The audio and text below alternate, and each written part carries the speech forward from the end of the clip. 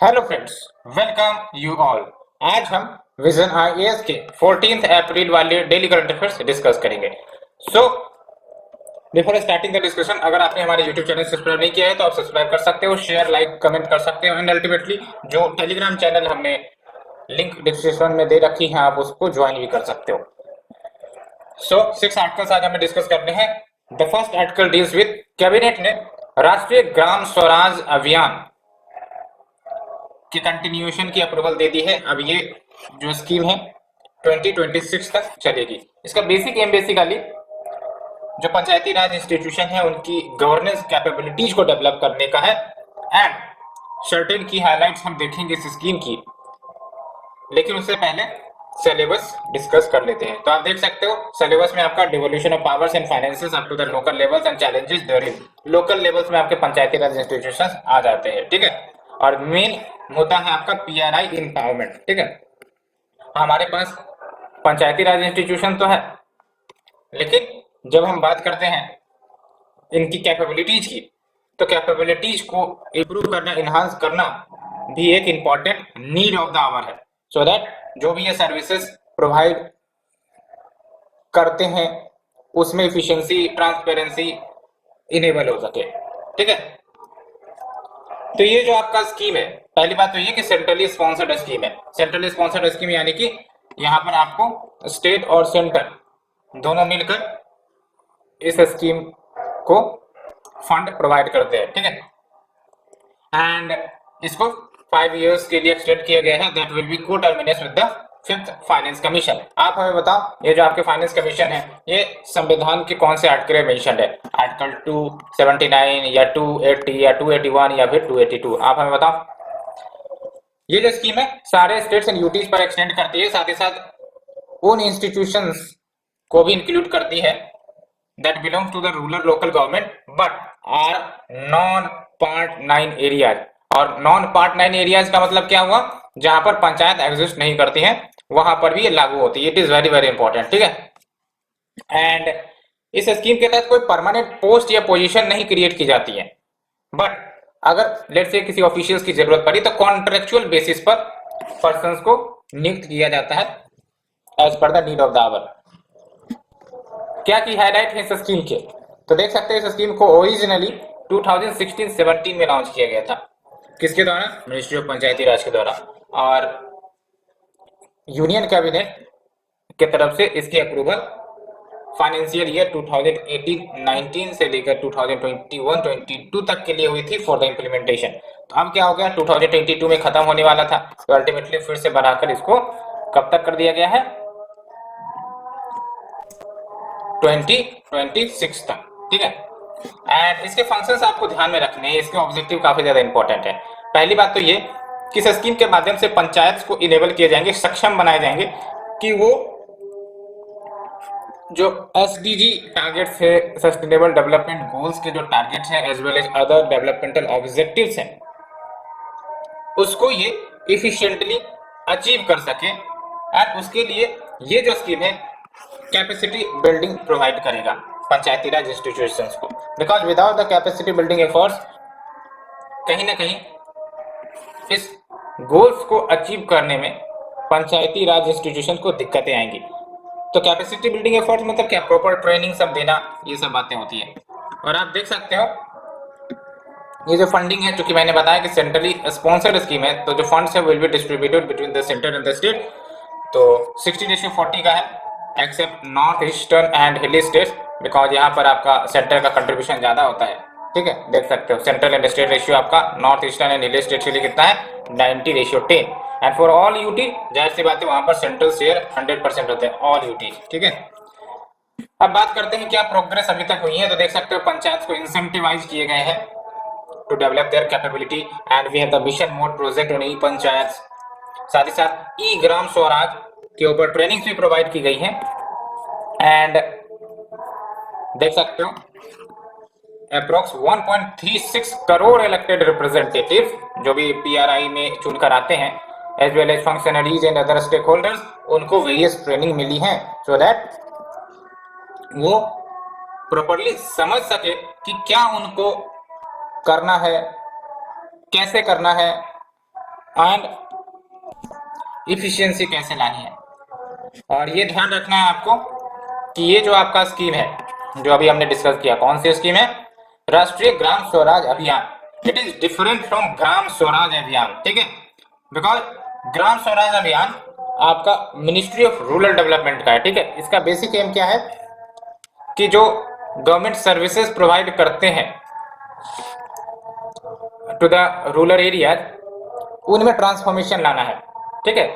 जैसे आप सुनते होंगे आजकल जो भी गवर्नमेंट सर्विसेज ऑफर होती है वो अब डिजिटली वे में ऑफर की जाती है, लेकिन यही अगर हम 10 साल 12 साल पहले चले जाए तो सारे जो गवर्नमेंट सर्विसेज है, चाहे वो कास्ट सर्टिफिकेट बनाना हो, बर्थ सर्टिफिकेट बनाना हो, ड्राइविंग लाइसेंस बनाना हो, ये सब पहले फिजिकल एसेसिबिलिटी के माध्यम से होती थी, यानी कि आपको जाना पड़ता था, सारे रिक्वेस्ट डालने पड़ते थे, फॉर्म भरने पड़ते थे वगैरह वगैरह, और उसके बाद आपको वो सर्विसेज मिल पाती थी। लेकिन अब जो है वो सब आपका डिजिटल हो रहा है, तो it is one of the way to transform the services which are provided by the government. तो Gram Swaraj Abhiyan which is different from your Rashtriya Gram Swaraj Abhiyan, ठीक है, ये ध्यान रखिए।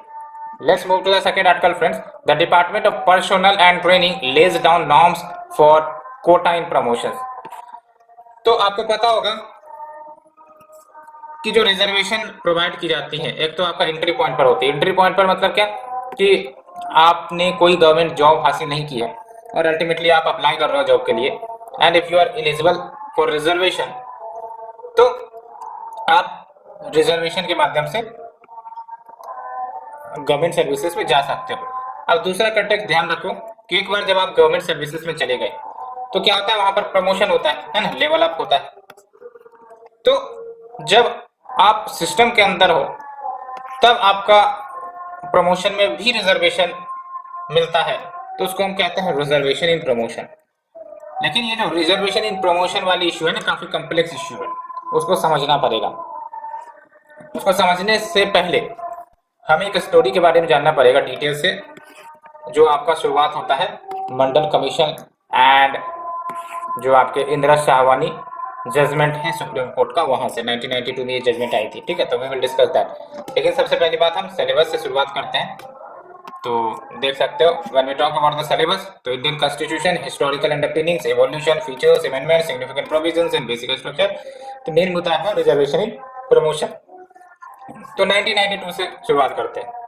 तो 1992 में आपको पता होगा Indira Shahwani versus union of India case आया था, और इसके तहत बेसिकली जो मंडल कमीशन के रिपोर्ट थे उसको जब इम्प्लीमेंट किया गया था गवर्नमेंट के द्वारा, तो फिर कोर्ट में चैलेंज की गई थी। तो अल्टीमेटली उसी केस को Indira Shahwani versus union of India case कहते हैं, या फेमस मंडल केस कहते हैं, ठीक है। और यहाँ पर सुप्रीम कोर्ट ने साफ साफ कह दिया था कि जो रिजर्वेशन इन प्रमोशन है वो अनकॉन्स्टिट्यूशनल है, यानी कि एंट्री पॉइंट पर तो रिजर्वेशन दे सकते हो, लेकिन reservation in promotion is unconstitutional. ये आपका 1992 का इंदिरा शाहवानी केस में आया था। लेकिन सुप्रीम कोर्ट के इस जजमेंट को रिवर्स करते हुए 1995 में 77th amendment to the constitution किया गया था पार्लियामेंट की तरफ से, और इस अमेंडमेंट के तहत एक आर्टिकल ऐड कर दी गई थी, आर्टिकल 16(4)(a), जिसके तहत ये बोला गया कि अगर स्टेट को लगता है कि हमें रिजर्वेशन इन प्रमोशन से रिलेटेड नियम बनाने हैं तो फिर रिजर्वेशन इन प्रमोशन स्टेट दे सकती है। देख सकते हो 1995 में क्या है, 77th amendment which inserts an article 16 clause 4a providing for reservation in promotion if the state feels कि there is a need of it। तो जाहिर सी बात है इस अमेंडमेंट को चैलेंज किया जाएगा। तो 2006 में आपका इसके ऊपर फैसला आता है Nagaraj versus union of India case में। सुप्रीम कोर्ट ने बेसिकली इस अमेंडमेंट को जो की गई थी 77th अमेंडमेंट, उसको अपहेल्ड तो किया, लेकिन साथ ही साथ ये कंडीशन रख दी कि अगर आपको रिजर्वेशन इन प्रमोशन देना है तो आपको टेस्ट ऑफ बैकवर्डनेस करनी पड़ेगी, और ये जो टेस्ट ऑफ बैकवर्डनेस होगा it will be based on the collection of quantifiable data regarding the backwardness of that community, ठीक है। एंड बेस्ड ऑन डाटा अगर बैकवर्डनेस है तो फिर रिजर्वेशन इन प्रमोशन दी जाएंगी, ये बातें थी, ठीक है। और इसी केस में यानी कि हम Nagaraj versus union of India 2006 जो जजमेंट आया था, इसमें 3 कंडीशन ले डाउन की गई थी सुप्रीम कोर्ट के द्वारा। We will discuss one by one ये 3 कंडीशन, ठीक है। तो बेस्ड ऑन दैट देख सकते हो various state government basically reservation इन प्रमोशंस के लिए कुछ रूल्स रेगुलेशन लाने लगे। जैसे 2012 की बात करें तो सुप्रीम कोर्ट ने स्ट्राइक डाउन कर दिया यूपी के सीनियरिटी रूल्स को, जिसके तहत रिजर्वेशन इन प्रमोशन प्रोवाइड करने की बात हुई थी। लेकिन सुप्रीम कोर्ट ने इसको स्ट्राइक डाउन क्यों किया? इट इज ऑल बिकॉज जो यूपी गवर्नमेंट ने ये रूल्स लेकर आए थे उन्होंने कोई भी स्टडी बैकवर्डनेस के ऊपर नहीं की थी, जबकि सुप्रीम कोर्ट का कहना था कि आप रिजर्वेशन इन प्रमोशन दोगे तो आपको बैकवर्डनेस टेस्ट करना पड़ेगा विथ क्वांटिफाइबल डाटा कलेक्शन।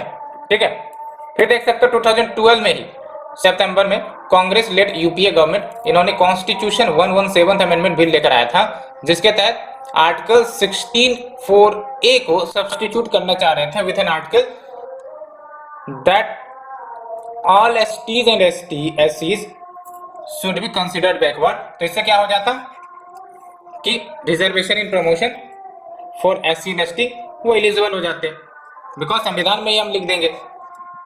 तो अल्टीमेटली ये बिल राज्यसभा के द्वारा तो पास हो गया, लोकसभा में जब इंट्रोड्यूस की गई तो फिर ये पास नहीं हो सकी, तो अल्टीमेटली 2014 में लैप्स हो गया।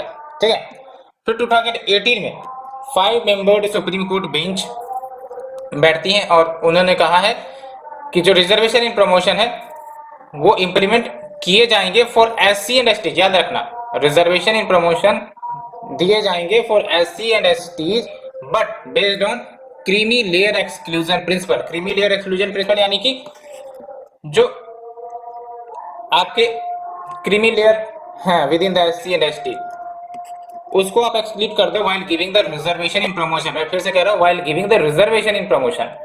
जैसे ओबीसी में आप सुनते होंगे कि 2 लेयर होते हैं, creamy layer, non creamy layer. तो जो क्रीमी लेयर होते हैं वो वेल एडवांस्ड होते हैं, तो दैट्स व्हाई इनको रिजर्वेशन की सुविधा नहीं मिल पाती, लेकिन non creamy layer within the OBC इनको रिजर्वेशन की सुविधा मिलती है। तो उसी प्रकार से रिजर्वेशन इन प्रमोशन में within the SC and ST we should have creamy layer exclusion principle. ये आपका 2018 में 5 जज बेंच ने कहा था। ठीक है, और फिर आप देख सकते हो 2019 में reservation in promotion state by the Supreme Court, और 2019 में ही centre basically review plea file करती है कि इस मैटर को कम से कम 7 मेंबर कॉन्स्टिट्यूशन बेंच हियर करे। तो ये आपका टोटल टाइमलाइन है। मैंने इसको इसलिए समझाने की कोशिश किया because it is very deep and complex history, तो इसको समझना जरूरी है। तो अब टेक्स्ट को समझते हैं, है ना। Department of personal and training इन्होंने नॉर्म्स ले डाउन किए हैं regarding the quota in promotion, यानी कि अगर policy of reservation in promotion implement करना है गवर्नमेंट ऑफिस में तो आपको data on inadequacy of reservation of scheduled caste and scheduled tribes collect करना होगा, तभी आप रिजर्वेशन इन प्रमोशन को इनेबल करो गवर्नमेंट ऑफिस में। Because it is in accordance with what M Nagaraj versus union of India 2006 judgment कि आपको test on backwardness करना पड़ेगा, अदरवाइज सुप्रीम कोर्ट इन सारे रिजर्वेशन इन प्रमोशन से रिलेटेड जो भी मैटर होंगे स्ट्राइक डाउन कर देंगे, जैसा कि यहाँ पर हुआ, यूपी में हुआ, या फिर कांग्रेस गवर्नमेंट या फिर कोई other state government reservation in promotion देना चाहती है लेकिन क्वांटिफाइबल डाटा नहीं कलेक्ट करना चाहती है तो फिर स्ट्राइक डाउन कर दी जाएंगी। ठीक है, तो देख सकते हो the memorandum referred to the January verdict of supreme court which was upheld by the M Nagaraj versus union of India 2006 judgment कि भाई साहब 3 कंडीशंस फुलफिल करने पड़ेंगे जो ले डाउन की गई थी एपेक्स कोर्ट के द्वारा। तो पहला कंडीशन क्या था कि क्वांटिफाइबल डाटा कलेक्ट करो regarding the inadequacy of representation of SC and ST. साथ ही साथ ये जो डाटा निकल कर आएंगे इनकी जो एप्लीकेबिलिटी होगी वो सेपरेटली होगी फॉर ईच कैडर, ये काफी इंपॉर्टेंट है। It will be separately for each cadre and the cadre being the unit of operation for the promotion roster. अब बात करते हैं रिजर्वेशन इन प्रमोशन की, तो हमें पता है कि जो आपके आर्टिकल 16 है that deals with the opportunities related to employment, public employment. तो जो रिजर्वेशन की बात होती है उसके अंतर्गत ऐड की गई थी आर्टिकल 16 क्लास 4A। इसके तहत स्टेट को एम्पावर करता है कि reservation in matters of promotion to SC and ST उससे रिलेटेड प्रोविजन स्टेट बना सकते हैं। ठीक है। आर्टिकल 16(4)(a) ये कब ऐड की गई थी देख सकते हैं, यहाँ पर हमने डिस्कस भी किया था। ठीक है। 77th amendment to the constitution introduces article 16 clause 4(a) providing for reservation in promotion to the SC and ST. ठीक है। अभी फिलहाल रिजर्वेशन इन प्रमोशन ओबीसी के लिए अलाउ नहीं है, एससी एसटी के लिए है। And Nagaraj versus union of India 2006 judgment, यहाँ पर 3 क्राइटेरिया ले डाउन की गई थी to be followed for implementing reservation in promotion. And Jarnail Singh versus L N. Gupta 2018 case, इसमें सुप्रीम कोर्ट ने कहा था कि जो स्टेट्स हैं इनको क्वांटिफाइबल डाटा कलेक्ट करने की जरूरत नहीं है on the backwardness of the एससीज एंड एसटीज। ये बातें निकल कर आती है। ठीक, होप ये कॉम्प्लेक्स इश्यू आपको समझ में आ गया होगा, काफी लंबा इशू था but I think it has been clear to you. Next is your cabinet approves policy for use of land acquired under coal bearing areas acquisition and development act 1957। तो ये जो आपका लैंड एक्वायर्ड किए जाते हैं under the CBA act 1957, तो basically क्या होता था कि लेट्स से लैंड आपका एक्वायर किया गया for the extraction of coal and ultimately जब सब कुछ एक्सट्रैक्ट कर लिए गए एंड अब वो जो लैंड बचा, ठीक है, अब वो लैंड तो ऐसे ही रह जाएंगी जिसके कंट्रोल में है, तो इससे कोई इकोनॉमिक वैल्यू तो जनरेट नहीं हो रही। टू मेक इट इकोनॉमिकल, अब क्या होगा कि ये जो लैंड है वो लीज पर दिए जा सकते हैं to private entities as well, so that उन लैंड पर जो ऐसी खाली पड़ी है वहां पर इंफ्रास्ट्रक्चर डेवलपमेंट हो सके। तो ये बेसिक एंड ऑब्जेक्टिव्स हैं। बट सबसे पहले हम सिलेबस डिस्कस कर लेते हैं। तो द सिलेबस विल कवर, कहाँ गया, देख सकते हो infrastructure, energy utilising coal bearing lands and its benefits, ये हम डिस्कस करेंगे। ठीक है। तो ये जो आपका सीबीए एक्ट है यानी कि coal bearing areas acquisition and development act 1957, ये बेसिकली कोल बियरिंग लैंड्स के एक्विजिशन की बात करता है and their vesting in the government company free from any encumbrance. तो बात आपको ये समझना है कि जो अप्रूव्ड की गई है policy, it provides what a framework कि कैसे यूटिलाइज किए जाएंगे such lands which are no longer suitable और economically viable for coal mining activity. यानी कि यूं कहो कि वहां से जो भी कोल सब एक्सट्रैक्ट करने थे वो सब एक्सट्रैक्ट कर लिए गए हैं, अब वो जो है इकोनॉमिकली वायबल नहीं है कि वहां फिर से कोल माइनिंग हो, तो उन लैंड का क्या करे, तो उन लैंड के लिए ही ये या फिर उन लैंड के यूटिलाइजेशन के लिए ही ये आपकी पॉलिसी लाई गई है। साथ ही साथ दैट लैंड जहां से कोल तो माइन कर ली गई है या फिर डीकॉल हो गया है and such land has been reclaim, तो उनके यूटिलाइजेशन की बात करता है। बेनिफिट्स क्या होंगी तो देख सकते हो, the land which belongs to the government company, let's say कि कोल इंडिया लिमिटेड की ही वो सरजमी है, तो उसको लीज आउट दी जा सकती है, लीज पर दी जा सकती है to even private entities, so that वहां पर इंफ्रास्ट्रक्चर डेवलपमेंट हो। दूसरी इंपॉर्टेंट बात क्या हुआ, जब लीज पर दी गई तो अल्टीमेटली पैसे भी तो आएंगे, रेवेन्यू भी तो आएंगे, तो दोनों तरफ से बेनिफिट है, लैंड का भी यूटिलाइजेशन हो गया और पैसे भी आने लगेंगे। तो the other benefit is that it will help Coal India Limited cut its cost of operation। कैसे कट इस cost of operation, बिकॉज जब ये लैंड लीज पर दिए जाएंगे तो बदले में पैसे आएंगे, तो अल्टीमेटली जो ऑपरेशन करते हैं तो उन ऑपरेशंस में जो कॉस्ट लगते हैं उसमें भी कमी हो जाएंगी, बिकॉज इनको एडिशनल सोर्स ऑफ रेवेन्यू आने लगेगा। साथ ही साथ देख सकते हो it will make coal gasification projects viable, because जब हम बात करते हैं कोल गैसिफिकेशन में तो इसमें होता क्या है कि कोल को गैस के रूप में ट्रांसफॉर्म कर देते हैं,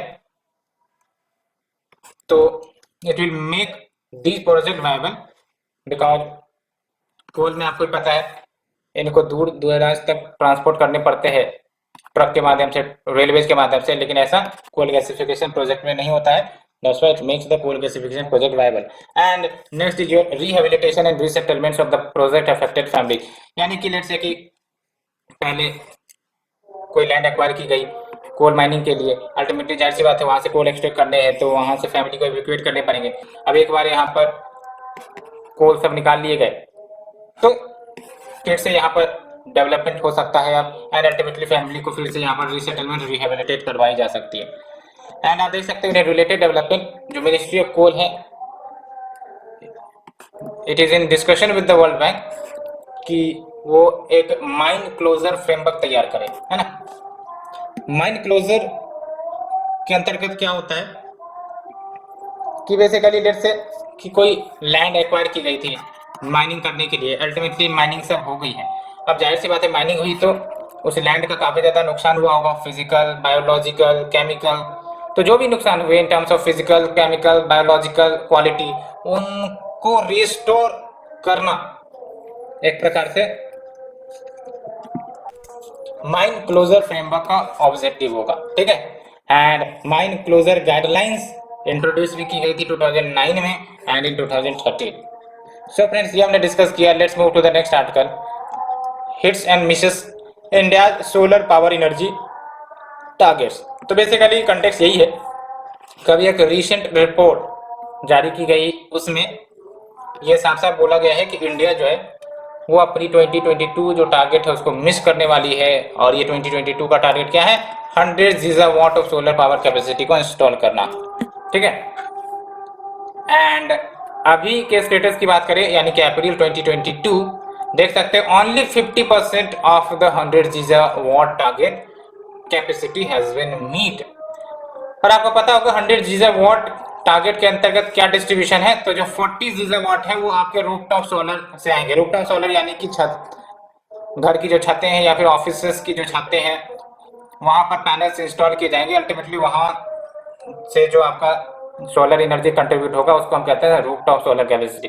एंड बाकी जो अलग से लैंड एरिया पर पूरे लार्जर स्केल पर सोलर प्लांट बिछाए जाते हैं उसको हम कहते हैं यूटिलिटी स्केल। ठीक है। तो वहां से आपका आएगा 60 गीगावाट।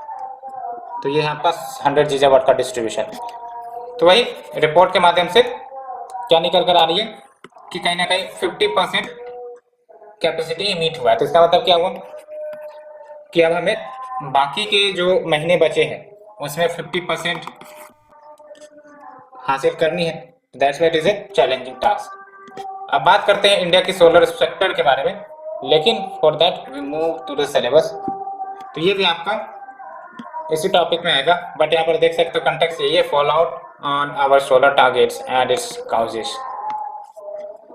तो इंडिया की जो सोलर सेक्टर के स्टेटस की बात करें तो देख सकते हो हालांकि काफी इंप्रूवमेंट हुआ है। कैसे, तो देखो 2011 से ही इंडिया की जो सोलर सेक्टर है वो आपका एनुअल ग्रोथ रेट 59% से ग्रो किया है। 2011 में 0.5 गीगावाट ही हम सोलर कैपेसिटी से प्रोड्यूस कर पाते थे। अभी आप देख लो 2021 में 55 गीगावाट तक हम प्रोड्यूस कर पा रहे हैं। तो ये आपका बड़ा अचीवमेंट है अगर देखा जाए तो। And India currently ranks 5th number in terms of installed solar power capacity. पहला कौन है ये आप हमें बताओ। काउजेस फॉर लैग, कारण क्या है आपका पीछे होने का। तो पहली बात तो ये कि कोविड-19 पैंडेमिक के कारण सप्लाई चेन्स काफी ज्यादा डिसरप्ट हुए थे। और आपको पता है we are heavily dependent on the inputs, जैसे सोलर पैनल्स के लिए जो भी रॉ मटेरियल्स आते हैं उन पर हम हेवली डिपेंडेंट है। तो पैंडेमिक के दौरान सप्लाई चेन डिसरप्ट हुई थी, तो ultimately that disruption led to the lag in implementation of the solar panels in various location. तो अल्टीमेटली दूसरा है आपका limits to net metering. Net metering का क्या मतलब होता है कि जैसे सोलर रूफटॉप हमने अपने घर के छत पर इंस्टॉल किया, ठीक है, लेट्स से कि टोटल 10 मेगावाट इलेक्ट्रिसिटी जनरेट हुई हमारे रूफटॉप सोलर पैनल से। घर का इस्तेमाल सिर्फ 3 मेगावाट हो रहा है। ठीक है। तो बचा क्या 7 मेगावाट। तो 7 वो मेगावाट को हम बेसिकली बेच देंगे, सेल कर देंगे टू द डिस्ट्रीब्यूशन कंपनी, बदले में हमें पैसे आएंगे। तो ये होता है आपका नेट मीटरिंग। तो नेट मीटरिंग की कहीं ना कहीं लिमिटेशंस है, जिसके कारण आपका टाइमली पेमेंट नहीं मिल पाता है टू द पर्सन जो सरप्लस इलेक्ट्रिसिटी बेच रहे हैं टू द ग्रिड। तो इनके कारण साथ ही साथ हायर टैक्सेस या heavy taxes imported cells and modules को लगाए जाते हैं, जिसके कारण जो सोलर पैनल्स लगाने का कॉस्ट बढ़ जाता है। इसलिए बहुत सारे पर्सन्स इवन सोलर रूफटॉप लगाने से पीछे हट जाते हैं। क्या की रिकमेंडेशन है, तो पहली बात तो ये कि भाई साहब नेट मीटरिंग के लिए कंसिस्टेंट रेगुलेशंस हो, साथ ही साथ बैंकिंग फैसिलिटीज ये सुविधाएं उपलब्ध करवाई जाए नेशनल लेवल पर, सो दैट अगर कोई सोलर पैनल स्टैब्लिश करना चाहते हैं तो फिर वो कर सकते हैं by taking loans at the minimum interest level. And we have the stricter enforcement of the renewable purchase obligation by the states. ये रिन्यूएबल परचेज ऑब्लिगेशन क्या होता है? ये बेसिकली ऑब्लिगेशन लगाता है स्टेट्स के ऊपर या फिर स्टेट डिस्कॉम्स के ऊपर कि भाई साहब आपको certain percentage of renewable energy purchase करनी पड़ेगी from the renewable energy generator या प्रोड्यूसर। ठीक है, ये होता है आपका आरपीओ। एंड साथ ही साथ कैपिटल सब्सिडी दी जाए for the battery energy storage system, ये सब कुछ बातें। और देख सकते हो इंडिया ने टारगेट भी सेट कर रखा है कि जो टोटल इंस्टॉल्ड कैपेसिटी हो सोलर एनर्जी का वो 100 गीगावाट हासिल किया जाए बाय 2022 एंड 300 गीगावाट हासिल किया जाए by 2030 under the Jawaharlal Nehru national solar mission या फिर नेशनल सोलर मिशन की बात करें 2010 में लॉन्च की गई थी। ठीक है, लेकिन अभी आपको बताओ जो ग्लासगो में COP26 ऑफ UNFCCC हुआ था वहां पर भारत ने पंचशील टारगेट दिया था। उसके तहत 500 gigawatt of renewable energy by 2030 produce करने की बात की गई थी। अन्य क्या चार टारगेट थे? Very very important for the prelims, आप हमें बताओ। सो फ्रेंड्स, ये हमने आर्टिकल डिस्कस कर लिया। Let's move to the next article. Oxfam report first crisis then catastrophe release. तो बेसिकली ये जो रिपोर्ट है जो ऑक्सफैम के द्वारा रिलीज की गई है ये हाईलाइट करता है कि जो 263 मिलियन मोर पर्सन या पीपल उनको एक्सट्रीम पॉवर्टी में जाना पड़ सकता है इन 2022। कारण आप भी बता सकते हो क्यों? एक तो कोविड-19 हो गया, दूसरी इंपॉर्टेंट बात ये inequality and rising food and price inflation and other is your accelerated war in the Ukraine. तो यूक्रेन में वॉर चल रहा है, इसके कारण सारे जो आपके फूड एनर्जी प्राइस तेजी से बढ़ते दिख रहे हैं। तो इसके कारण क्या होगा आप भी बताओ? जो कॉमन पीपल है उनकी लाइवलीहुड पर असर पड़ेगी, है ना? उनको ज्यादा खर्च करना पड़ेगा for the same product that he was buying before the start of the war और before the start of the pandemic. तो जाहिर सी बात है इसके कारण एक्सट्रीम पॉवर्टी में ऐसे व्यक्ति जा सकते हैं। इनकी संख्या बढ़कर आप देख सकते हो 2022 में 263 मिलियन एडिशनल एक्सट्रीम पॉवर्टी में जा सकते थे, ये रिपोर्ट है। तो इसके कारण टोटल 860 मिलियन पीपल हो जाएंगे जो कहीं ना कहीं एक्सट्रीम पॉवर्टी लाइन के नीचे रह रहे होंगे। एक्सट्रीम पॉवर्टी लाइन यानी कि the person who is earning less than $1.9 a day. ठीक है, तो सिलेबस देख लेते हैं। सिलेबस देख लो आप।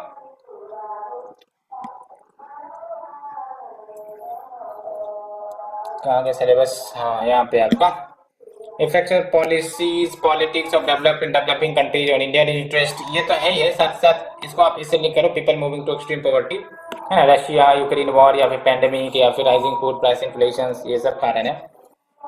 तो रिकमेंडेशन क्या दिए गए? तो global fund for social protection create किए जाए। ठीक है, इसके तहत इंटरनेशनल फाइनेंसिंग मैकेनिज्म सेटअप करनी पड़ेगी सो दैट ऐसे व्यक्ति के सोशल प्रोटेक्शन प्रोवाइड किए जाए सो दैट इनकी जो इसेंशियल इनकम सिक्योरिटी है वो इंश्योर हो सके। And we have the control prices, यानी प्राइसेस पर कंट्रोल करो। जो आपके इसेंशियल कमोडिटी के प्राइसेस बढ़ते जा रहे हैं, है ना, इनके प्राइसेस पर कंट्रोल किया जाए। कैसे?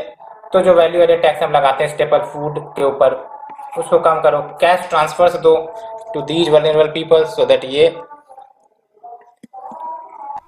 अपनी जरूरतों की चीजें को फुलफिल कर सके। ठीक है, एंड इंटरनेशनल ट्रेड रूल्स जो भी हो उन्हें कहीं ना कहीं सपोर्ट करना पड़ेगा for the development of local और रीजनल फूड सिस्टम।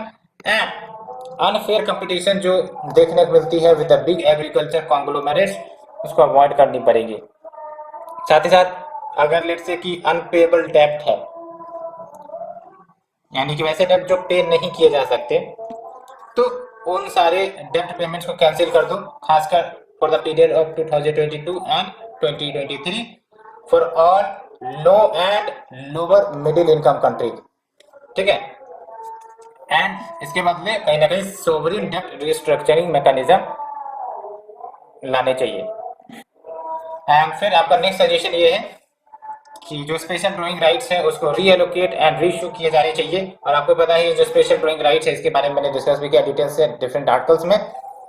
तो जो आपका एसडीआर है वो आपका आईएमएफ के तहत कोटा होता है और इसी को रीएलोकेट करने की बात की गई है टू इंश्योर कि इट इज डेब्ट एंड कंडीशनलिटी फ्री। साथ ही साथ एडिशनल एड को इंक्रीज करो, इमरजेंसी सपोर्ट प्रोवाइड करो needed to these lower income country so that ये जो पैंडेमिक या फिर जो आपके इन्फ्लेशन के चैलेंजेस है उससे निजात पा सके। सो फ्रेंड्स ये डिस्कस किया हमने। Let's move to the next article. Sri Lanka announces default on all external debt. Announce करने का मतलब क्या हुआ? अनाउंसिंग डिफॉल्ट मतलब अब उन्होंने डिक्लेयर कर दिया कि भाई साहब हम फॉरेन डेब्ट पे करने में असमर्थ हैं, पूरी तरह से उन्होंने डिक्लेयर कर दिया है। तो सिलेबस की अगर हम बात करें तो देख सकते हो Sri Lankan crisis, Indian neighbourhood relations. तो देख लो, the country announce a preemptive default कि जो भी इनके फॉरेन डेप्ट है, लगभग आपका $51 बिलियन का डेप्ट है, तो इन्होंने बेसिकली डिफॉल्ट अनाउंस कर दिया है। तो एक तरफ ये ग्रेव इकोनॉमिक क्राइसिस झेल रही है, इकोनॉमिक इमरजेंसी लगी पड़ी है श्रीलंका में, और इन सब के कारण आपका सॉवरेन डिफॉल्ट डिक्लेयर किया है। तो क्यों इतनी जल्दबाजी में ये डेब्ट डिफॉल्ट डिक्लेयर किया गया है? सो दैट जो भी क्रेडिटर्स है, क्रेडिटर्स यानी कि जिनसे भी इन्होंने लोन ले रखे थे, पैसे ले रखे थे, है ना, fair and equitable treatment provide की जाए for all the creditors and of an international monetary fund assisted recovery programme for the nation. आने वाले समय में हो सकता है कि IMF basically assisted recovery programme के तहत फंड इन्हें दे। जब हम बात करते हैं सॉवरेन डिफॉल्ट की, यहाँ पर आपका IMF का रोल निकल कर आएगा, समझ में आया? इसलिए IMF के बारे में थोड़ी जानकारी होनी चाहिए। तो जब हम बात करते हैं सॉवरेन डेब्ट की, तो इसका मतलब क्या हुआ कि जो भी गवर्नमेंट है ऑफ ए सॉवरेन एंटिटी, ये डिक्लेयर कर दिए हैं कि अब ये असक्षम है to pay back their principal and interest, जो भी इनके पास ड्यू है, to the creditors. Consequences of default क्या होगा कि वैसे अगर जो भी डेब्ट इन्होंने ले रखे थे, अगर वो डिस्पोज करते तो कहीं ना कहीं जो टोटल डेब्ट था owned by the state to its creditor, वो तो कम होता, तो अल्टीमेटली जो प्रिंसिपल एंड इंटरेस्ट रिपेमेंट करने पड़ते वो कम होते। लेकिन अब उन्होंने डिफॉल्ट ही डिक्लेयर कर दिया है। Next is your lower credit rating. जब भी इस प्रकार की इकोनॉमिक क्राइसिस आती है तो जो क्रेडिट रेटिंग एजेंसीज होती है वो देशों के क्रेडिट को नीचे कर देती है। तो अभी काफी ज्यादा क्रेडिट रेटिंग खराब है श्रीलंका की, एंड जितनी ज्यादा खराब क्रेडिट रेटिंग मान के चलो उतना ज्यादा लेस अट्रैक्टिव होता है टू द इन्वेस्टर्स, खासकर फॉरेन इन्वेस्टर्स। जाहिर सी बात है, जब फॉरेन इन्वेस्टमेंट्स ही नहीं आएंगे तो फिर जो स्टेट है वो कहीं ना कहीं न्यू फंड एसेस नहीं कर पाएगा from the international bond market, because काफी ज्यादा लोअर क्रेडिट रेटिंग एजेंसी, काफी ज्यादा लोअर क्रेडिट रेटिंग हो गई है इनकी। और ये ध्यान रखो, Sri Lanka is not the first country to default in its external loans, है ना। इससे पहले 2020 में Lebanon, Argentina, Belize, Zambia, Suriname default की गई हैं, एंड ग्रीस पहला डेवलप कंट्री बन गया जो डिफॉल्ट डिक्लेरेशन करते हैं अपने डेब्ट के ऊपर टू द IMF 2015 में। सो फ्रेंड्स, ये सारे आर्टिकल हमने डिस्कस किए। Hope you understood in detail. Thank you friend, thank you very much for the discussion.